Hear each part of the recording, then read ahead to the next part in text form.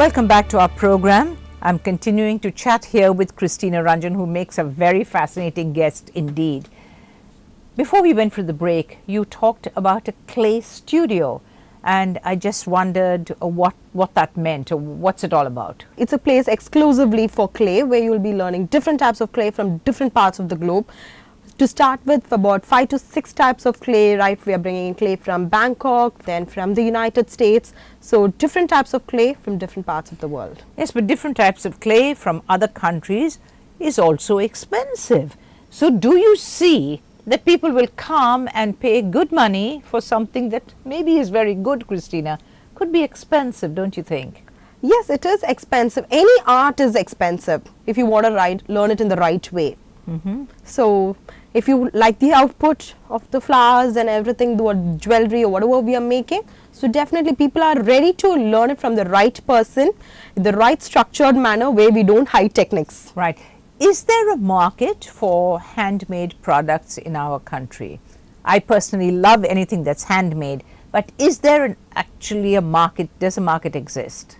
It depends on the class of population, because everybody does not welcome a handmade stuff. Right. But what's the way to popularize it, I wonder? People's mindset should change. That's true. That's true. You also have often talked about a studio, just for calligraphy. Now, do you think that will happen sometime for you? Yes, definitely. In 2018, it will come. Exclusive studio for calligraphy, where we'll have more than 20 different styles of calligraphy. That may take a whole lifetime, I think, to learn for somebody, don't you think, Christina? Yes. Is there a calligraphy association in India? Not much. There are some people who start their own thing. There's no guild like that in India, but there are people who start and they say it's their own association.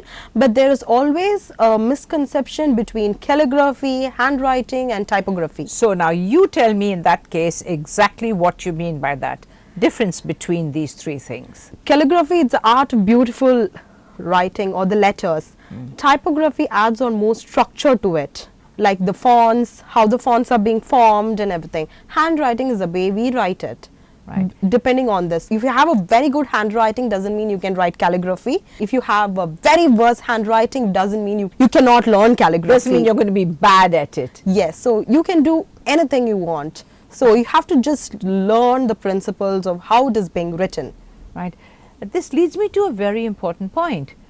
Just the tools that you use in calligraphy are pretty expensive. We're well aware of that. So I keep coming back to this thing that it's expensive.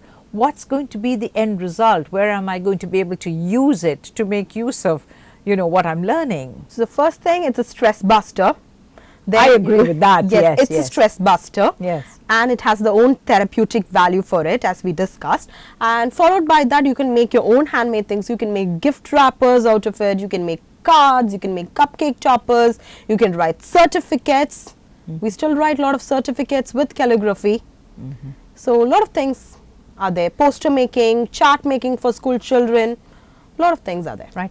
At some time, do you see yourself stopping everything else that you teach, and maybe you seem to have this love for calligraphy, and do you think that you might end up only doing that? No.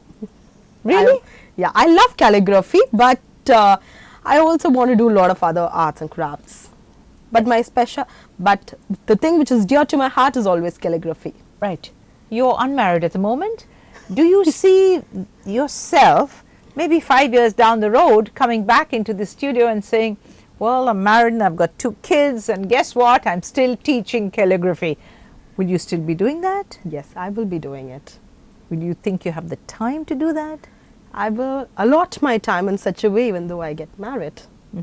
Well, you taught calligraphy at a very young age. You did say that your father had brought in a tuition teacher for you. So was that your first introduction? Yes, that was my first introduction to calligraphy when I was in my 7th grade. So I was 13 at that point of time, 12, 13. That was the age I started learning. Right. I want to draw you in here and tell me about your parents and their support for you in whatever you do. Tell me about that. I'm coming from a place which is the southernmost tip of the country. I come from Nagarkoil, from the district of Kanyakumari, where only engineers and doctors are respected.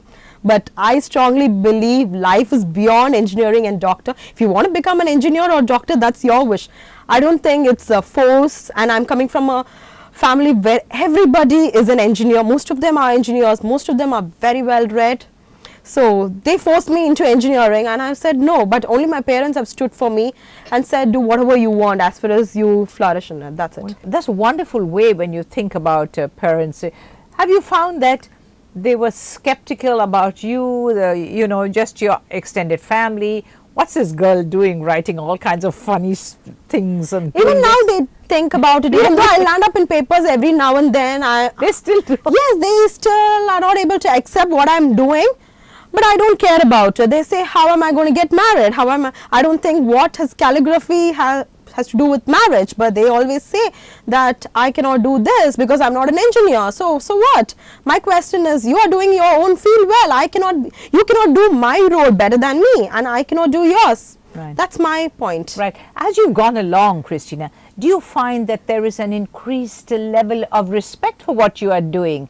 Let's forget about Kanyakumari, let's forget about Nagarkoil, etc. But right here, say in Chennai City, do you find that people do now respect, you know, people who teach the way you do and people who actually pursue these kind of, you know, arts and crafts? On the point of respect, I think if a person wants to respect somebody, the person would. If not, they won't. So there are some people who respect me for what I'm doing. There are some people who just say that I'm making money out of it when they don't understand what I'm doing. Right. Because they think that my courses are very expensive compared to other brands where they offer courses for like just 500 and everything.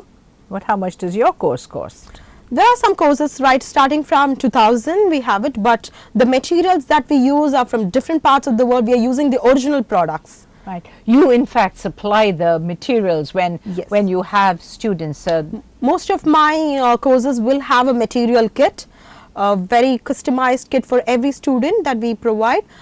Some courses we tell them to buy materials like basic sketching or drawing classes. They have to buy materials for adult drawing classes.